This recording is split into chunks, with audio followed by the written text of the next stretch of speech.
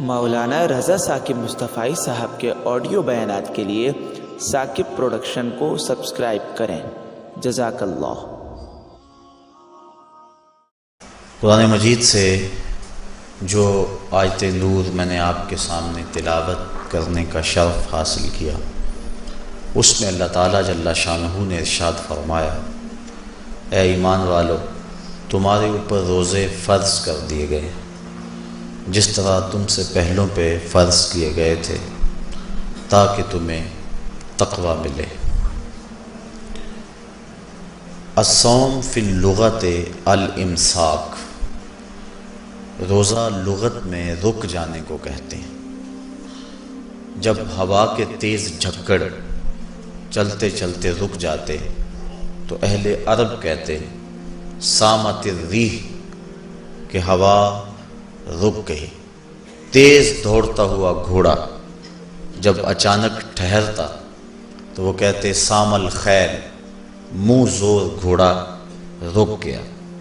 تو روزے کو بھی روزہ اس لیے کہا جاتا ہے کہ نفس کا سرکش اور منہ زور گھوڑا رمضان میں رک جاتا ہے، اور جو اللہ کے حکموں کو ڈٹائی سے توڑتے ہیں رمضان میں ان کے سر بھی سجدوں میں دیکھیں۔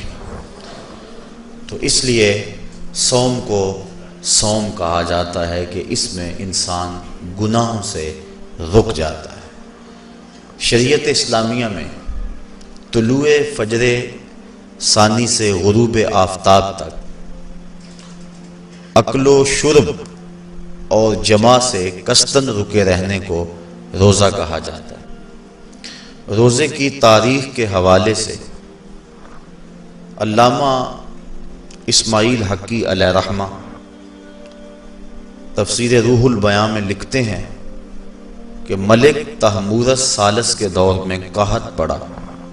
یہ حضرت آدم علیہ السلام کی اولاد سے تیسرا بادشاہ ہوا ہے۔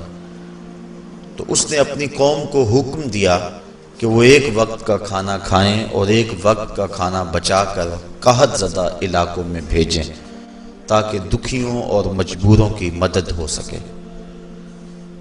ملک تحمورس الثالث کے اس حکم کو قوم نے قبول کیا اور ایک وقت کا کھانا بچا کر کے قحط زدہ علاقوں میں بھیجا۔ اس قوم کی یہ ادا اللہ کو پسند آ گئی تو اللہ نے اس کو عبادت قرار دے دیا۔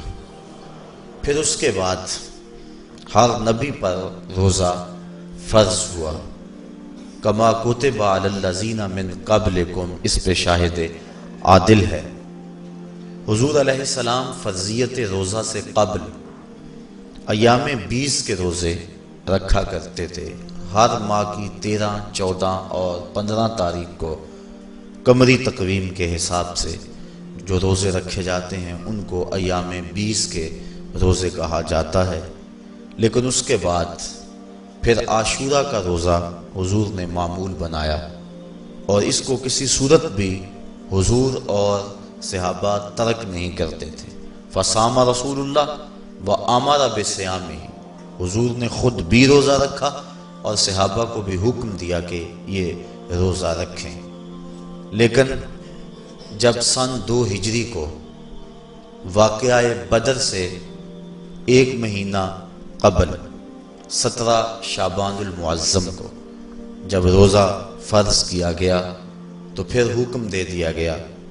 حضرت عائشہ صدیقہ رضی اللہ تعالی عنہا سے روایت ہے کہ فرمایا، اب جس کا جی چاہے عاشورے کا روزہ رکھے اور جس کا جی چاہے ترک کر دے، لیکن اس سے قبل وہ روزہ رکھنا امت پر ضروری تھا۔ اب ایام معدودہ یعنی گنتی کے دن، اور وہ 29 یا 30 دن ہیں، ان کے روزے امت پر فرض کر دیے گئے۔ سن 2 ہجری میں روزہ فرض ہوا۔ حضور نے 11 ہجری کو رمضان سے قبل ہی ربیع الاول شریف کے مہینے میں انتقال فرمایا۔ اس طرح حضور علیہ السلام کی زندگی میں کل 9 رمضان آئے، 2 ہجری کو شامل کر کے 9 رمضان زندگی میں کل آئے، جس میں 2 رمضان 30 کے تھے اور باقی 7 رمضان 29 کے تھے، اور یہ بات ذہن میں رہے کہ روزے 29 ہوں یا 30 ہوں، اللہ ثواب 30 کا ہی عطا فرماتا۔ جس طرح کوئی شخص بھول کر کھا لے تو حدیث میں آتا اس کو اللہ نے کھلایا، اس کو اللہ نے پلایا، تو وہ اس نے کھا بھی لیا، اس نے پی بھی لیا، لیکن اس کا روزہ بھی باقی رہا۔ اس طرح اگر چاند 29 پہ نظر آ جائے تو ثواب اللہ 30 کا ہی عطا فرماتا ہے۔ یہ اس کی کرم نوازی ہے اپنے بندوں پہ۔ تو روزہ ڈھال ہے اور جہنم سے آزادی کا ایک اہم ذریعہ ہے۔ روزہ اللہ اور بندے کے مابین ایک راز ہے۔ روزہ نور ہے، ضیاء اور روشنی ہے، اور آقا کریم صلی اللہ علیہ وآلہ وسلم نے روزے کی فضیلت بیان کرتے ہوئے ارشاد فرمایا کہ ہر شے کی کوئی زکوٰۃ ہوتی ہے، انسان کے جسم کی زکوٰۃ روزہ ہے۔ اگر روزہ رکھے گا تو جسم زکوٰۃ ادا کرے گا۔ جس طرح زکوٰۃ سے مال پاک ہوتا ہے، روزے سے جسم پاک ہو جاتا ہے۔ اور روزہ ویسے بھی انسان کے لیے شفا کا پیام ہے۔ فرمایا کہ سحری کھایا کرو، چونکہ سحری کے کھانے کے اندر بھی اللہ نے برکت رکھی ہے۔ تو یہ ماہ صیام اپنے دامن میں برکتیں لے کر، رحمتیں لے کر نازل ہوتا ہے۔ اس کا پہلا حصہ رحمت، درمیانی حصہ مغفرت، اور آخری حصہ جہنم سے آزادی کا مژدہ جاں فضا ہے۔ حدیث میں آتا ہے کہ اللہ نے میری امت کو رمضان المبارک کے روزے کے حوالے سے 5 چیزیں ایسی عطا کی ہیں جو اس سے قبل کسی امت کو نصیب نہیں ہوئی۔ ایک تو یہ کہ رمضان المبارک کے اندر روزہ رکھنے والے کے معدے سے جو بو نکلتی ہے، اللہ کو وہ مشک سے زیادہ محبوب ہے۔ دوسری بات کہ جب ماہ صیام آتا ہے تو شیاطین کو جکڑ دیا جاتا ہے۔ تیسری بات کہ روزے دار جب تک روزے میں رہتا ہے، فرشتے اس کے لیے مغفرت کی دعائیں کرتے رہتے ہیں۔ اور چوتھی بات، جب ماہ صیام کی آخری رات آتی ہے تو اس کے سارے گناہوں کو بخش دیا جاتا ہے اور اس کو جہنم سے آزادی کا پروانہ مل جاتا ہے۔ بلکہ ایک صحابی نے حضور سے عرض کی کہ آقا کریم، جو یہ جہنم سے آزادی کا پروانہ مومن کو ملتا ہے تو کیا یہ لیلۃ القدر کی رات ہے؟ تو آقا کریم نے فرمایا نہیں، جب مزدور اپنی مزدوری مکمل کرتا ہے، جب اس کی دہاڑی پوری ہو جاتی ہے تو پھر اس کو اس کا مالک کچھ دیتا ہے، تو یہ جو اس کو بخشش اور مغفرت کا مژدہ جاں فضا دیا جاتا ہے، یہ اس کی مزدوری ہے۔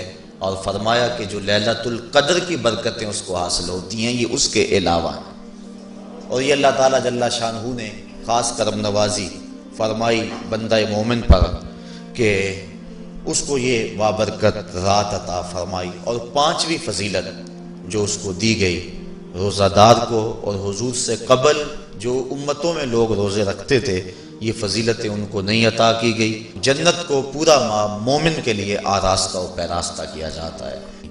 حضرت ابو ہریرہ رضی اللہ تعالی عنہ سے ایک روایت مروی ہے جس کو امام بخاری اور امام مسلم نے روایت کیا کہ آقا کریم علیہ السلام نے ارشاد فرمایا، قال اللہ عز و جل، اللہ جل شانہ ارشاد فرماتا ہے، کل عمل ابن آدم لہو، ابن آدم کا ہر عمل اسی کے لیے ہے، الا الصوم فإنہ لی، ہاں مگر روزہ ہے جو وہ میرے لیے رکھتا ہے، وأنا اجزی بہ، اور اس کی جزا میں اسے دوں گا، والصیام جنۃ، اور صیام روزہ ڈھال ہے، فإذا کان یوم صوم احدکم فلا یرفث ولا یصخب، فَإِن صَابَّهُ أَحَدٌ أَوْ قَاتَلَهُ فَلْيَقُلْ إِنِّي صَائِمٌ إِنِّي صَائِمٌ وَالَّذِي نَفْسُ مُحَمَّدٍ بِيَدِهِ لَخُلُوفُ فَمِ الصَّائِمِ أَطْيَبُ عِندَ اللَّهِ مِن رِّيحِ الْمِسْكِ لِلصَّائِمِ فَرْحَتَانِ يَفْرَحُهُمَا إِذَا أَفْطَرَ فَرِحَ بِفِطْرِهِ وَإِذَا لَقِيَ رَبَّهُ فَرِحَ بِصَوْمِهِ۔ تو فرمایا کہ جب کوئی شخص روزہ رکھتا ہے تو اس کا یہ عمل اللہ کے لیے ہے اور اللہ تعالیٰ اس کی جزا دے گا۔ روزہ ڈھال ہے، جب کوئی شخص روزہ رکھے تو وہ اس کے اندر کوئی اللہ کی نافرمانی نہ کرے، یہاں تک کہ اگر اس کو کوئی شخص گالی بھی دے تو وہ یہ کہے کہ میرا روزہ ہے، میں صائم ہوں، میں نے روزہ رکھا ہوا ہے، یہ کہہ کے لڑنے والے کو، الجھنے والے کو ٹال دے۔ حضور نے ارشاد فرمایا مجھے قسم ہے اس رب کی جس کے قبضے میں محمد کی جان ہے کہ روزہ دار کے معدے سے جو بو نکلتی ہے اللہ کو وہ مسک یعنی کستوری کی خوشبو سے زیادہ محبوب ہے۔ اور روزہ دار کے لیے دو خوشیاں ہیں، ایک خوشی اس کو اس وقت ملتی ہے جب وہ روزہ افطار کرتا ہے، اور دوسری خوشی اس کو اس وقت ملتی ہے جب اس روزے کے صلے میں اسے اپنے رب کا دیدار نصیب ہوگا۔ یہ بات ذہن میں رکھیں کہ اس دنیا پر سب سے بڑی دولت جو حضرت انسان کو دی گئی ہے وہ دولت ایمان ہے، اور قیامت کے دن سب سے بڑی دولت جو اہل ایمان کو دی جائے گی وہ اللہ تعالیٰ کا دیدار ہوگا۔ جنت کے حور و قصور، جنت کے محلات، جنت کی اعلی نصب نعمتیں، دنیا کی کوئی دولت اور دنیا کی کوئی نعمت جنت کی کسی نعمت کا مقابلہ نہیں کر سکتی، لیکن جنت والے جنت میں جا کر جس نعمت کو سب سے بڑا سمجھیں گے، اور وہ ہوگی بھی حقیقت میں سب سے بڑی نعمت، ایسی نعمت کہ اس نعمت کے ملنے پہ باقی ساری نعمتوں کو بھول جائیں گے، وہ یہ ہے کہ رب اپنے رخ کرم سے پردہ ہٹا دے گا اور ان کو اپنا دیدار عطا فرما دے گا۔ تو یہ سب سے بڑی دولت جو مومن کو آخرت میں نصیب ہوگی یہ روزے کے صلے میں نصیب ہوگی، یہ روزے کا وہ ثمر ہے، یہ روزے کا وہ پھل ہے جو اللہ اہل ایمان کو قیامت کے دن عطا فرمائے گا۔ عاجزی بہی کا معنی ہے کہ اس کی میں جزا دوں گا۔ ایک روایت میں آتا ہے کہ جو اعمال ہیں وہ 7 طرح کے ہیں، 2 اعمال ایسے ہیں کہ جو واجب کرتے ہیں، 2 اعمال ایسے ہیں کہ جن کی جزا ان کی مثل ہے، اور ایک عمل ایسا ہے کہ جس کی جزا 10 گنا ہے، اور ایک عمل ایسا ہے کہ جس کی جزا 700 گنا ہے، اور ایک عمل ایسا ہے جس کی جزا بے حساب ہے۔ فرمایا کہ وہ 2 عمل جو واجب کرتے ہیں وہ یہ کہ اگر کسی شخص نے اللہ کی عبادت کی اور اس کے ساتھ کسی کو شریک نہ ٹھہرایا تو وہ جنت کو یہ اعمال واجب کر دیتے ہیں، یعنی اس کو جنت کا ملنا لازم ہے، ضروری ہے، واجب ہے اس کے لیے۔ اور دوسرا وہ شخص جس نے اپنے رب کے حکموں کو توڑا یہاں تک کہ اس کے ساتھ کسی کو شریک ٹھہرایا، اس کے اوپر جہنم واجب ہے۔ اور 2 وہ عمل جن کی جزا ان کی مثل ملے گی، ایک وہ گناہ جو اس نے کیا تو اس کی سزا اس کی مثل دی جائے گی، اور دوسری وہ نیکی جو اس نے کی نہیں ہے لیکن اس کا عزم کیا تھا تو اس کو بھی ایک نیکی کا ثواب دے دیا جائے۔ ایک عمل وہ ہے جس کے بدلے کے اندر 10 گنا اس کو اجر دیا جاتا ہے، اور فرمایا اس سے اس کے نیک اعمال مراد ہیں، اور فرمایا کہ جو اس کا چھٹا عمل ہے وہ ایسا ہے جس کے بدلے کے اندر اس کو 700 گنا اجر دیا جاتا ہے، اور وہ راہ خدا میں اس کا صدقہ کرنا ہے۔ اور فرمایا ایک عمل ایسا ہے جس کی جزا کا دنیا پر کوئی حساب ہی نہیں ہے، اور وہ بندے کا اللہ کے حضور اپنے روزے کے ساتھ پیش ہونا ہے۔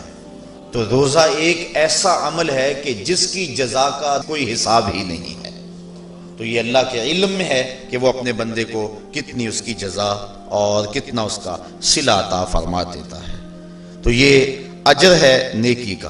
اور آقا کریم علیہ السلام نے ارشاد فرمایا روزہ ڈھال ہے اور جہنم سے بچنے کا ایک مضبوط قلعہ ہے۔ روزے کے من جملہ ثمرات میں سے ایک ثمرہ مرتبہ احسان کا حاصل ہونا ہے۔ مرتبہ احسان کیا ہے؟ اس پہ حدیث جبریل میں آپ کے سامنے رکھنا چاہوں گا، جس کو امام بخاری نے اور دیگر ائمہ احادیث نے ذکر کیا ہے۔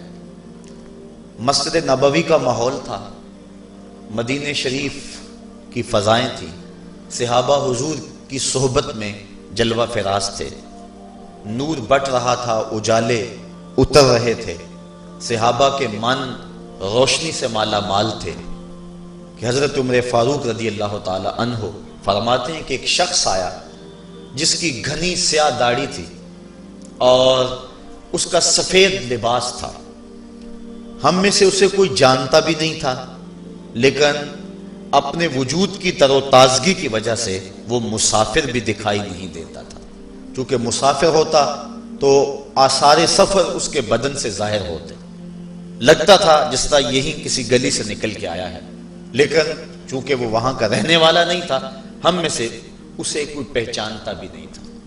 اب وہ حضور کی خدمت میں آیا، فَأَسْنَدَ رُكْبَتَيْهِ إِلَى رُكْبَتَيْهِ، اور اپنے گھٹنوں کو جوڑ کر حضور کے گھٹنوں کے ساتھ ملا کر بیٹھ گیا، اور حضور علیہ السلام سے عرض کرتا ہے کہ حضور مجھے خبر دیجئے کہ ایمان کیا ہے۔ حضور نے ارشاد فرمایا ایمان یہ ہے کہ تو اللہ پر ایمان لائے، اس کے رسول پر ایمان لائے، پچھلی کتابوں پہ ایمان لائے، اچھی بری تقدیر پہ ایمان لائے، فرشتوں پہ ایمان لائے، بتایا حضور نے۔ تو اس نے کہا صدقتا، آپ نے سچ کہا۔ کہتے ہیں ہمیں بڑا تعجب ہوا کہ خود ہی سوال کرتا ہے اور خود ہی تائید کر دیتا ہے۔ پھر کہنے لگا اسلام کیا ہے؟ تو حضور علیہ السلام نے فرمایا اسلام یہ ہے کہ تو نماز پڑھے، روزہ رکھے، حج کرے، زکوٰۃ ادا کرے، اراکین اسلام اس کو بیان کیے۔ کہنے لگا آپ نے سچ کہا۔ کہتے ہیں ہمیں پھر تعجب ہوا کہ خود ہی ایک بات کہہ رہا ہے اور خود ہی پھر اس کی تصدیق کر رہا ہے۔ کہتے ہیں پھر وہ پوچھتا ہے مل احسان، حضور احسان کیا ہے؟ تو حضور علیہ السلام نے جواباً فرمایا ان تعبد ربک کأنک تراہ، احسان یہ ہے کہ تو اللہ کی عبادت اس طرح کرے کہ گویا تو اسے دیکھ رہا ہے، اور اگر یہ کیفیت تجھے نصیب نہیں ہوتی تو کم از کم یہ کیفیت نصیب ہو جائے کہ وہ تجھے دیکھ رہا۔ تو وہ کہنے لگا ہاں آپ نے سچ کہا۔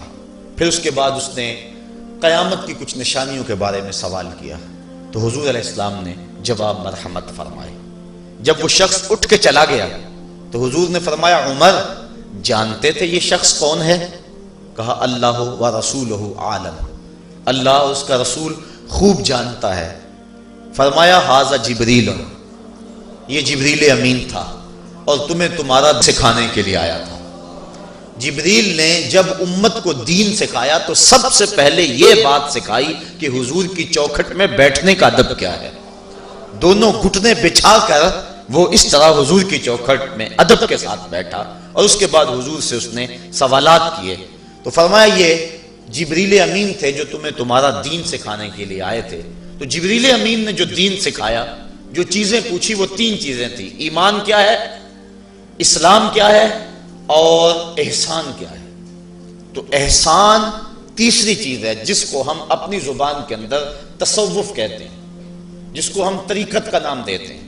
تو اس کو درجہ احسان یا مرتبہ احسان کہا جاتا ہے، اور یہ دین کی روح ہے۔ جو لوگ طریقت کا انکار کرتے ہیں وہ دین کی روح کا انکار کرتے ہیں۔ تو حضور علیہ السلام نے جو طریقت بیان فرمائی وہ یہ تھی کہ اللہ کی عبادت تو اس طرح کرے کہ جس طرح تو اسے دیکھتا ہے۔ اگر یہ کیفیت مل جائے تو سبحان اللہ، لیکن اگر یہ کیفیت نہیں ملی تو کم از کم یہ کیفیت تو ملے کہ وہ مجھے دیکھ رہا ہے، اور اگر یہ کیفیت بھی مل جائے کہ وہ مجھے دیکھ رہا ہے تو بتائیے کہ پھر انسان کی زندگی میں کتنا سرور آ جائے گا کہ جب وہ نماز کے لیے کھڑا ہو تو اس تصور میں ڈوب جائے کہ میرا مالک تو مجھے دیکھ رہا ہے، تو پھر نماز کا کتنا سرور آ جائے گا اس کو۔ اور جب وہ کوئی اور نیک عمل کر رہا ہو تو اس تصور میں ڈوب جائے کہ میرا مالک میرے اوپر نگاہ لطف فرما رہا ہے، تو پھر اس کی کیفیت کا عالم کیا ہوگا۔ تو پہلی کیفیت کہ تو اسے دیکھ رہا ہے۔ حضرت علی المرتضیٰ رضی اللہ تعالی عنہ سے کسی نے پوچھا جس رب کی عبادت کرتے ہو کیا اس کو کبھی دیکھا بھی ہے؟ تو حضرت علی المرتضیٰ نے جواباً کہا لم اعبد ربا لم اراہ، اے صاحب کبھی کبھی کی بات کیا کرتا ہے، علی تو اتنی دیر تک سجدے سے سر ہی نہیں اٹھاتا جب تک اس کے جمال جہاں آرا سے فیض یاب نہیں ہو جاتا۔ حضرت داتا گنج بخش علی حجویری علیہ رحمہ کشف المعجوب کے اندر ایک حدیث نقل کرتے ہیں کہ حضور علیہ السلام نے ارشاد فرمایا کہ فاقہ کشی اختیار کرو اور بھوک اور پیاس برداشت کرو، ممکن ہے کہ اس دنیا کے اندر تم اپنے دل کی آنکھوں سے اپنے رب کا مشاہدہ کرو۔ تو یہ جو مرتبہ احسان ہے، جو مومن کا مقصود ہے، وہ اس کو حاصل ہوگا روزہ رکھنے سے۔ اور اگر چلو کسی روزہ دار کو یہ کیفیت نہ ملے کہ وہ اپنے رب کے جمال جہاں آرا کو دیکھ لے، اس کے جلووں کو دیکھ لے، اس کے دیدار کی دولت سے مالا مال ہو جائے، اس کا دل اس کی محبت میں ایسا ڈوبے کہ وہ جدھر دیکھے اسی کے جلووں کو ہی دیکھتا چلا جائے، اگر روزہ دار کو ایسی دولت نہ بھی نصیب ہو تو کم از کم روزہ دار کو یہ دولت تو ضرور ملے گی کہ وہ اس احساس میں ڈوب جائے گا کہ میرا رب مجھے دیکھ رہا ہے۔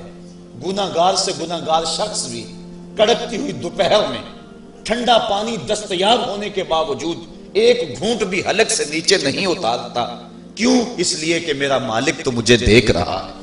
تو یہ احساس اس کو آیا کہ نہ آیا؟ کاش کہ رمضان میں یہ نور جو ہم کو نصیب ہوتا ہے، یہ رمضان کا خاص نور ہے، مرتبہ احسان سے پھوٹتا ہوا یہ اجالا رمضان میں ایک گناہگار سے گناہگار شخص بھی حاصل کر لیتا ہے کہ وہ اس احساس میں ڈوب جاتا ہے کہ میرا مالک مجھے دیکھ رہا ہے۔ کاش کہ وہ اس کو اندر سمو لے اور اس کو دل کی ایک ایک پرت پہ رکھ لے اور اس کو سجا لے اور اس دولت کو پھر جانے نہ دے، تو پھر اس کے لیے گناہ کرنا مشکل ہی نہیں محال ہو جائے گا۔ اس احساس سے پانی نہیں پیتا کہ میرا اللہ مجھے دیکھ رہا ہے، تو کیا مجھے یہ بتاؤ کہ جب وہ دکان پہ بیٹھ کے ڈنڈی مارتا ہے کہ اللہ اس وقت نہیں دیکھتا؟ جب وہ کسی کی جیب کاٹتا ہے اللہ اس وقت نہیں دیکھتا؟ جب وہ رشوت لے رہا ہوتا ہے اللہ اس وقت نہیں دیکھتا؟ کہ اللہ تعالیٰ صرف رمضان میں دیکھتا ہے، غیر رمضان میں نہیں دیکھتا؟ تو یہ احساس کاش کہ اس کے ساتھ لگ جائے کہ میرا مالک مجھے دیکھ رہا ہے، تو پھر گناہ کرنا مشکل ہی نہیں ناممکن ہو جاتا ہے۔ ساتویں کوٹھڑی میں جب سارے دروازے بند کر کے بت کے اوپر موٹا کپڑا ڈال کے زلیخا بولی ہے تالک یوسف اب آ جاؤ نا، اب تو کوئی نہیں دیکھ رہا ہے، تو یہی احساس تھا جس نے روشنی دی۔ قال معاذ اللہ، کہا اللہ کی پناہ، تو اپنے معبود سے موٹی چادر ڈال کر چھپ گئی، لیکن میرا خدا تو ساتویں کوٹھڑی میں بھی دیکھ رہا ہے۔ پھر اتنی روشنی برسی، اتنے اجالے اترے کہ گناہ کیا، گناہ کا تصور بھی محال ہو گیا۔ تو یہ یقین، یہ اذعان کہ میرا مالک مجھ کو دیکھ رہا ہے، انسان کے لیے گناہ کو مشکل ہی نہیں ناممکن بنا دیتا ہے۔ اور میرے اور آپ کے آقا و مولا نے فرمایا سبعۃ یظلھم اللہ تعالی فی ظلہ یوم لا ظل الا ظلہ، امام عادل وشاب نشا فی عبادت اللہ ورجل قلبہ معلق بالمساجد ورجل دعته امرأة ذات منصب وجمال فقال انی اخاف اللہ ورجلان تحابا فی اللہ اجتمع علیہ وتفرقا الیہ ورجل تصدق بصدقة فأخفاها حتى لا تعلم شماله ما تنفق يمينه ورجل ذكر الله خاليا ففاضت عيناه او كما قال۔ حضور ارشاد فرماتے ہیں کل قیامت کے دن جب کوئی سایہ نہیں ہوگا، 7 اشخاص ایسے ہیں اللہ تعالیٰ جنہیں اپنے عرش کا ٹھنڈا سایہ نصیب فرمائے گا۔ حدیث طویل ہے اور مجھے وقت کے گزرنے کا شدت سے احساس ہے، میں اپنا مقصود آپ کے سامنے رکھوں گا۔ چوتھا شخص وہ وَرَجُلٌ دَعَتْهُ امْرَأَةٌ ذَاتُ مَنْصَبٍ وَجَمَالٍ فَقَالَ إِنِّي أَخَافُ اللَّهَ۔ چوتھا وہ شخص جس کو کسی عورت نے دعوت گناہ دی، اور وہ عورت کوئی معمولی عورت نہیں تھی، ذات و منصب و جمال، ایک روایت میں ذات و حسب و جمال، یعنی منصب اور جمال کی مالکہ تھی، یا حسب و نسب اور جمال کی مالکہ تھی، اور اس نے نوجوان کو دعوت گناہ دی۔ اب قدموں میں حسن خود بخود بچھنے کے لیے بےتاب ہے، تو جب جذبات انگڑائیاں لے رہے ہوں، جوانی جوبن پہ ہو اور آرزویں مچل رہی ہوں اور حسن خود قدموں میں بچھنے کے لیے بےتاب ہو، تو پھر اپنی خواہشات کو لگام کون دے گا؟ لیکن اگر کسی نے اس وقت یہ کہہ کے اس کی پیشکش کو ٹھکرا دیا، انی اخاف اللہ، میں تیری بات کیسے مانوں، مجھے رب سے بڑا ڈر لگتا ہے۔ حضور فرماتے ہیں جب کسی عورت نے اس کو دعوت گناہ دی، یا کوئی مرد کسی عورت کو دعوت گناہ دینے لگا، تو اس نے کہا انی اخاف اللہ، میں تیری بات نہیں مان سکتا کہ مجھے اللہ سے ڈر لگتا ہے۔ حضور فرماتے ہیں کل قیامت کے دن جب سورج سبا نیل پہ ہوگا اور زمین تانبے کی ہوگی، لوگ پسینے میں شرابور ہوں گے، اللہ پورے قہر و غضب اور جلال میں ہوگا، لوگ برہنہ اٹھائے جائیں گے، پسینے سے شرابور ہوں گے، ندامت ان کے چہرے پہ چڑھی ہوئی ہوگی، لیکن 7 اشخاص میں سے ایک شخص یہ ہے کہ قیامت کے دن جب کوئی سایہ نہیں ہوگا، اللہ اسے اپنے عرش کا ٹھنڈا سایہ نصیب فرما دے گا، کہ جس نے برائی کو یہ کہہ کے ٹھکرا دیا کہ میرا رب مجھے دیکھ رہا ہے اور میں اس سے خوف کھاتا ہوں۔ امام یافعی نے روض الریاحین کے اندر یہ واقعہ لکھا ہے کہ ایک نوجوان کپڑے کی دکان پہ کام کرتا تھا، ایک عورت آئی، اس کا اس جوان پہ دل آ گیا، اس نے کپڑا ضرورت سے زیادہ خرید لیا اور مال کے دکان سے کہنے لگی جوان کو میرے ساتھ بھیج دو، میری گٹھڑی بھاری ہے، گھر چھوڑ آئے۔ مال کے دکان اس کی نیت سے آگاہ نہ ہو سکا، اس نے نوجوان کو ساتھ بھیج دیا۔ جب وہ اس کو گھر لے گئی، اندر داخل کر کے دروازہ بند کر لیا اور دعوت گناہ دینے لگی۔ اس نوجوان نے کہا انی اخاف اللہ، میں اللہ سے ڈرتا ہوں، لیکن وہ ڈرتا تھا، وہ تو نہیں ڈرتی تھی۔ اس نے ہر قسم کا ڈورا پھینکا، ہر جتن کیا، ہر ہیلا آزمایا، لیکن وہ نوجوان قابو نہ چڑھا، چونکہ وہ صرف حسین ہی نہیں اللہ کا ولی بھی تھا، صرف اس کا چہرہ ہی روشن نہیں تھا، اس کے من میں بھی اجالے تھے، اور اس نے بڑی کوشش کی لیکن نور کو رسیوں میں جکڑا تو نہیں جا سکتا۔ خیر اس نوجوان کے دل میں آیا کہ یہ شیطان کا خطرناک روپ ہے، کہیں ایسا نہ ہو کہ میں اس کے پنجے میں پھنس جاؤں۔ اس نے ایک بہانہ کیا اور باتھ روم میں چلا گیا، جو پخانہ کیا اس کو اپنے بدن پہ مل لیا اور اسی حالت میں باہر آ گیا۔ جب اس عورت نے دیکھا اس کا نشہ حرن ہو گیا، دروازہ کھول دیا، اس نے کہا یہ تو کوئی مجنون ہے، یہ تو کوئی پاگل ہے۔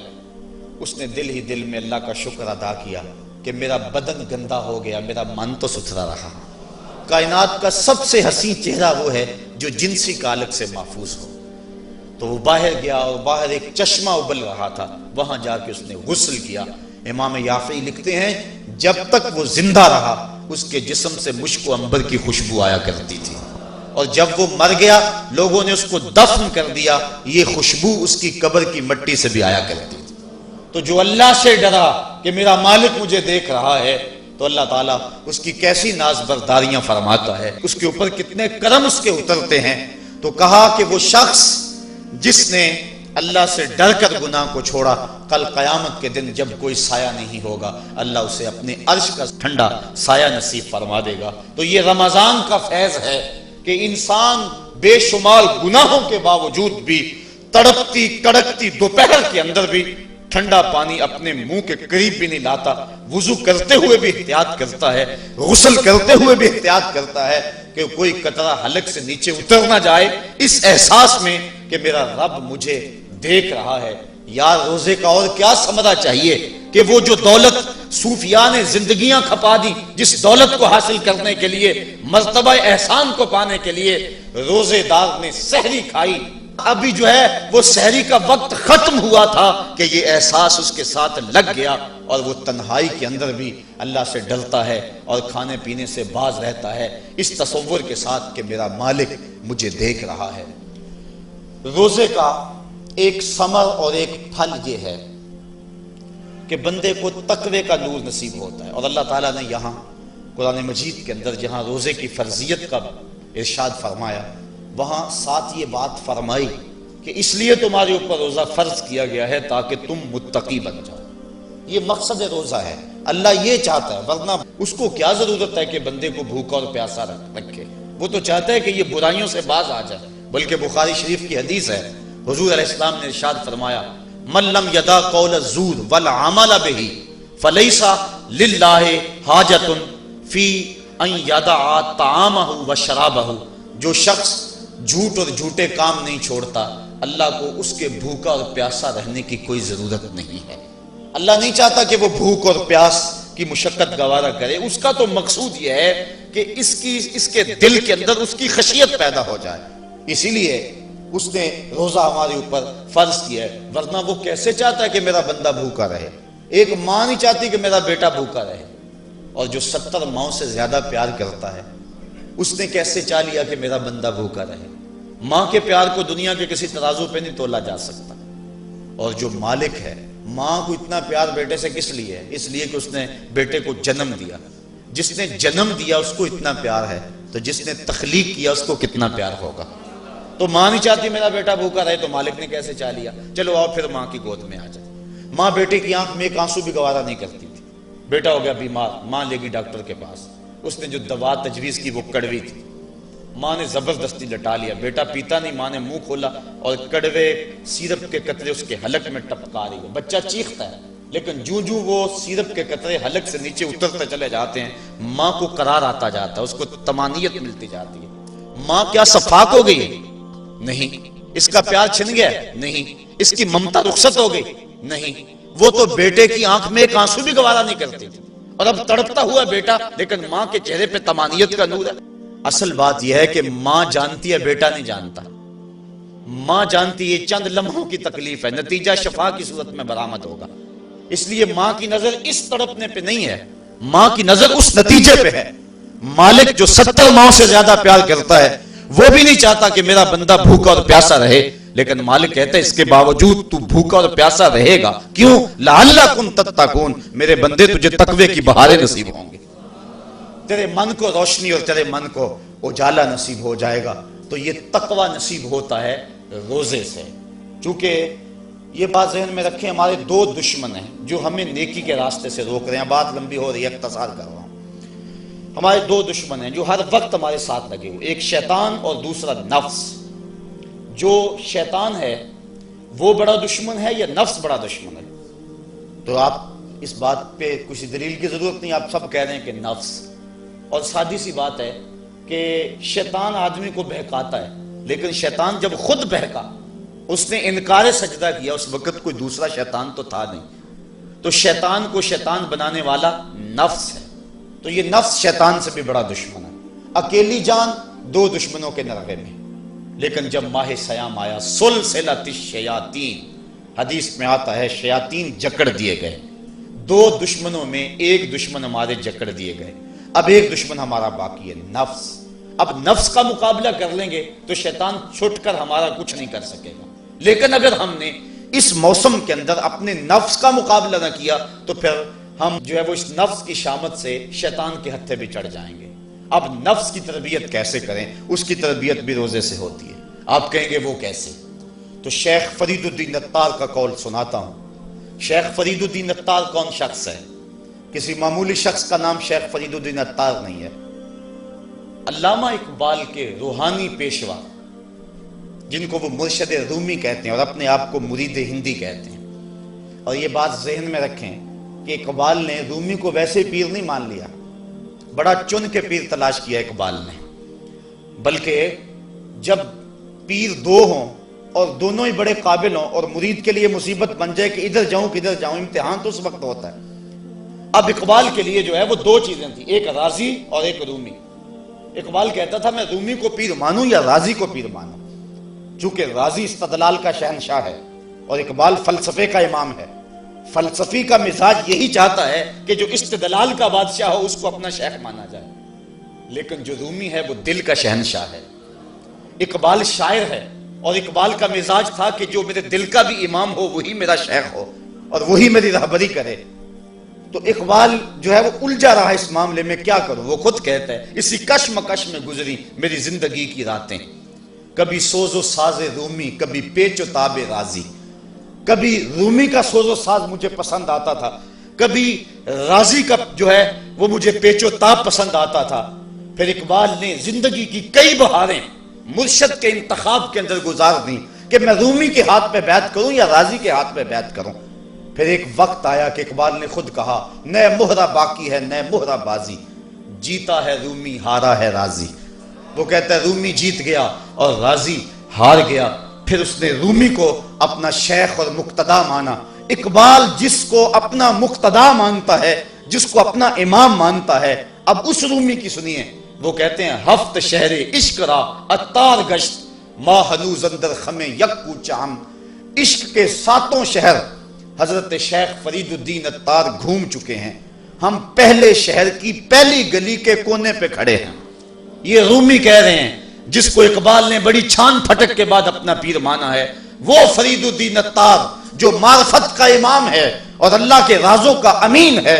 حضرت شیخ فرید الدین عطار فرماتے ہیں نفس نتواں کشت الا باسے چیز بات گوئم یادگیرش اے عزیز۔ کہا نفس نہیں مرتا لیکن 3 اسلحے ہیں اگر تیرے پاس ہوں تو تو نفس پر قابو پا لے گا۔ وہ 3 اسلحے کون سے ہیں؟ کہا خنجر خاموشیو شمشیر جو نیزہ تنہائیو ترک ہجو۔ ایک خاموشی کا خنجر، ایک بھوک کی تلوار اور ایک تنہائی کا نیزہ۔ اگر یہ 3 اسلحے تیرے پاس ہیں تو نفس پہ ٹوٹ پڑے نسلوں کو لے کر تو تیرا نفس تیرے قابو میں آئے گا۔ اس کے علاوہ کوئی اور ذریعہ نہیں ہے اس نفس کو قابو کرنے کا۔ حضرت باہو جیسے بھی بول پڑے باج فقیراں کسے نہیں ماریا، باہو ظالم چور اندر داہو۔ یہ جو اندر کا چور ہے اس کو پکڑ لینا اور اس کو قابو میں کر لینا اور اپنے دل کی حفاظت کر لینا، یہی بڑی دولت ہے۔ فرماتے ہیں کہ 3 اسلحے ہیں، ایک خاموشی کا خنجر اور ایک بھوک کی تلوار اور تیسرا تنہائی کا نیزہ۔ کہ ان 3 اسلحوں سے اگر تم قابو پانا چاہو تو پا سکتے ہو، اس کے علاوہ کوئی اور اسلحہ نہیں ہے جو تمہارے نفس کو تمہارے قابو میں لے آئے۔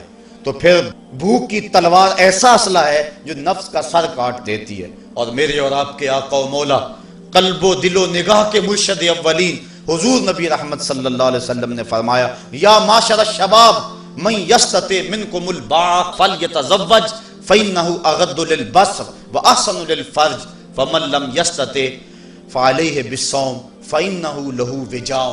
اے جوانوں کے گروہ، تم میں سے اگر کوئی شخص نکاح کی طاقت رکھتا ہے تو وہ نکاح کر لے، یہ نظر اور شرمگاہ کا محافظ ہے۔ اور اگر تم میں سے کوئی نکاح کرنے کی فی الحال طاقت نہیں رکھتا تو وہ روزے رکھے، روزے شہوات کو توڑتے ہیں۔ تو نفس کی تہذیب بھوک سے ہوتی ہے، اور بھوک ایک ایسا اسلحہ ہے کہ جس سے ہم اپنے نفس کو قابو میں لا سکتے ہیں۔ حضرت نظام الدین اولیاء علیہ رحمہ جو تصوف کے سرخیل اور امام ہیں، آپ فرماتے ہیں کہ آدھی فقیری روزہ ہے اور آدھی فقیری باقی سب کچھ ہے۔ تو روزہ اگر نصیب ہو گیا تو پھر مالک کا قرب مل گیا، اور یہ تقوی کا نور ہمیں روزے سے حاصل ہوگا۔